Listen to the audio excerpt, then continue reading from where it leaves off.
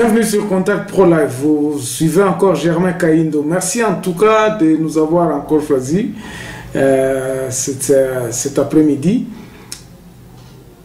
Nazolo bela lelo likambo beni lisusu parce que tant on a bandé koloba likambo yo bato bandé okanisa que non nazo blaguer ou bien je faisais de la démagogie ou bien je faisais rêver les gens ou bien je rêvais. Non, nazako rêver.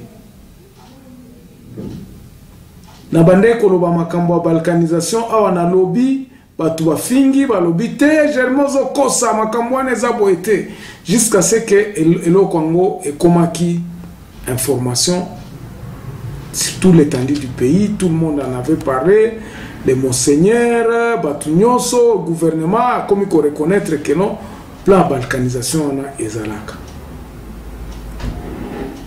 Je répondis à un ami que balkanisation est un vice. C'est quelque chose comme on peut dire la corruption aussi. Eza ndenge moko. Tosi lisan plan wana ezali ezela kaka mbumetela po ekuya balkanisation na esalema. Et puis ekosalema na batu mususu te, ekosalema kana biso ba congolais kaka.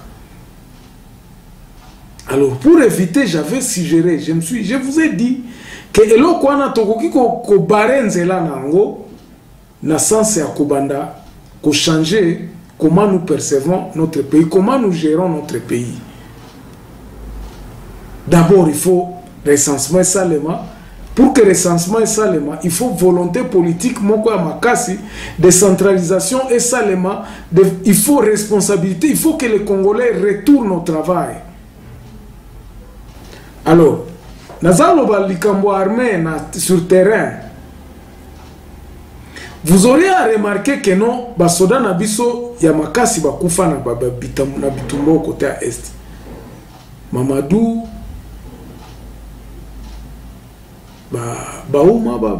général bauma bakufa bambunza mabe. Nous avons perdu des vaillants militaires là-bas. Pourquoi cette guerre est permanente chez nous? Parce qu'effectivement, il y a ce plan-là de balkanisation. On est en train de nous mettre la pression.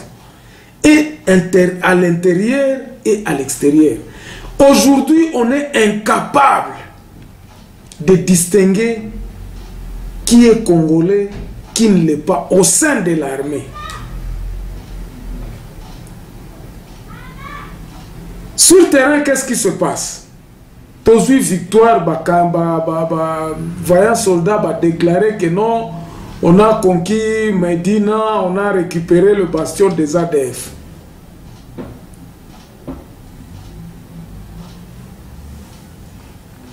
Ceux qui connaissent bien le contrée, Bakoeb Sabino Kewana, Batebele, Bakansaki Keno, Wana Izanango. Le même tactique. Ezo sale malelo batiki bino bosali bomoni et puis babeti bino na kati kuna na côté bouti babomi ou bien bozo kende boye babeti bino na noawa tangu bokebo bozongi si bino babeti bino awa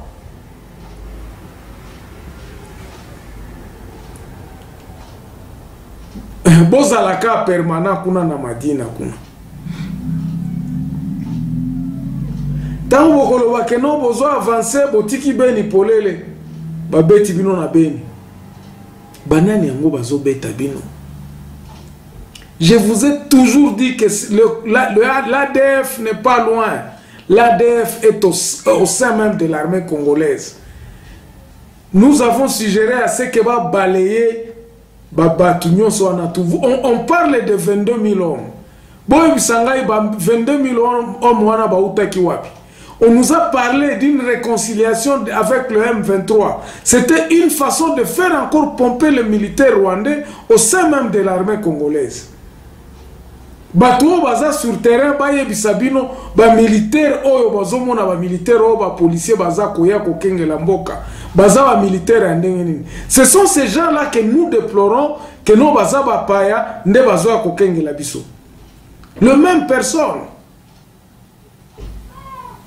Alors, tout ça, parce que à un certain moment, on vous dit que non, bon, Germain, la solution, encore une fois de plus, l'identification. L'identification est tellement... Né loko penza président fallait baranango. Ba troupe oyo bozo tinda kuna. Bo bazala identifiable. Ba yebana ke batu oyo baza ba congolais. Ba yeba si nous évitons à ce que par exemple tribu moko boende ezokende kuna oyo eza hostile. Na bato bazokende kuna, je crois qu'il faut prendre les dispositions. Vous le faites comprendre que non, côté kuna balingi komona binote. Alors rentrez, bokende ko servir côté oyo, batu oyo ba komona. Parce que la population vous voit, la population ba yebi batu wana. Ba mesure o tozo sala tozo zwa ezalaka impopulaire te. Mais ce qui est impopulaire ezala na avantage à la population. Oki otindelanga mutu azobomanga te nde ozotindelanga ya kokengela ngai. Et où ça le matin? Et ça m'a trop. Biloko tozo vivre sur terrain. Nous vivons des choses vraiment zomitu na robi, mais est-ce que président zo kanisa makambo azo sala? Est-ce que président zo kanisa makambo azo sala?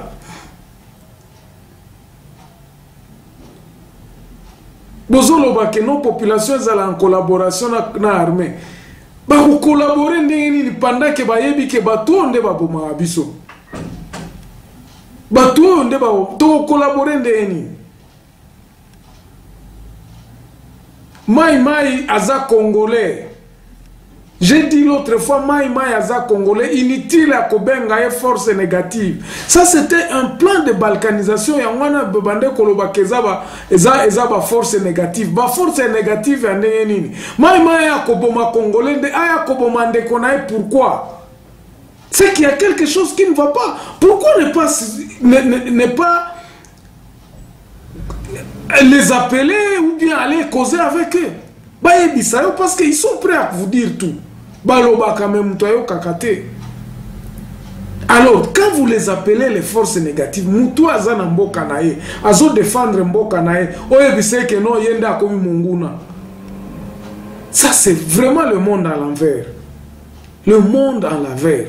Moutou Oyebise que Mai, c'est un défenseur de ça. Azako Bundela Mboka nae, c'est-à-dire que le phénomène où et comme il attend moko batu bango moko ya mboka bozota la te mboka o ezokende mboko ezokende identification na armée ezate ba makambwana ba brassage wana.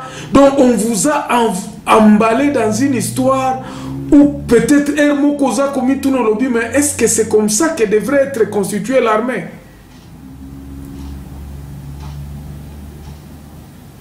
Bah, généraux, comment va businessmen, donc il y a des groupuscules de milices et comment nango normal. À Goma, pour faire un business, il faut être accroché, donc il faut aller en coopération na ba chef de guerre. Ça se passe, c'est ça la réalité de notre pays. Nazolo ba batumsuta nazolo ba walo ba ate azokosa nazokosa te. Ceux qui sont au pays peuvent vous le témoigner. Bato baza côté est, ba ebisabino.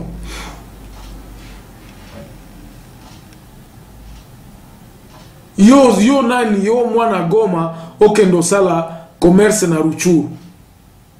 Soko yebani na militaire te. Yo nde nani? Ezamawa. Et tout ça, ça continue aux yeux et aussi de l'autorité de l'État. D'ailleurs, quand tu vas en autorité, je dis que autorité zate.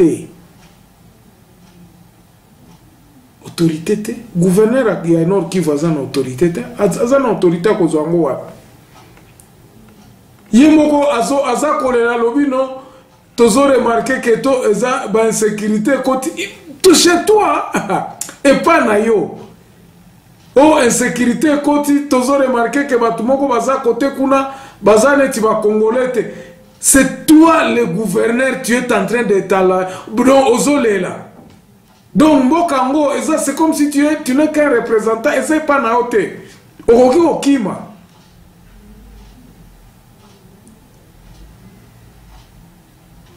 Ça, tout simplement pour vous dire que qu'on ne crie pas la victoire. Kakaboyo, armée Nabiso. Oui, nous avons des vaillants militaires, oui. Mais qu'est-ce que nous faisons? Qu'est-ce que nous faisons pour que Guerwana est si là pour de bon? Parce que Batouana ndenge bozo ko combattre na ebite so bozo beta na binomo masasi. Bobeta ni masasi bao baza kote kuna bakimi batiki babi bon ça va to bundi pendant 2 heures to beta ni masasi. Ezama trop, ezama. L'armée est infiltrée, armée zokende ba opération, opération bango moko ba ebika ke non. Bino bokozala kuna bokobeta masasi biso to répliquer, on va tuer quelques 5, 10 civils là-bas. Tokoloba keno baza ba rebelle. ADF azandi ngwanati. Peut-être qu'il y en a parce que 100% za la raté. Donc na 10% oyo na zomit 4 là donc ya ngwana na zoloba keno. Peut-être qu'il y a des ADF ou bien. Alors qu'est-ce qui se passe sur le terrain? Armée ne pouvant pas savoir identifier la population, ils ont commencé à inventer des petites cartes. Oh, tu es protégé bino donc mutuna mutu azala na kaka papier, bakomi papier. On distribue aux villageois. Bon, tant bozo kende bilanga bokozonga bola kisakamwa carton. Vous voyez quel est le besoin de l'identité.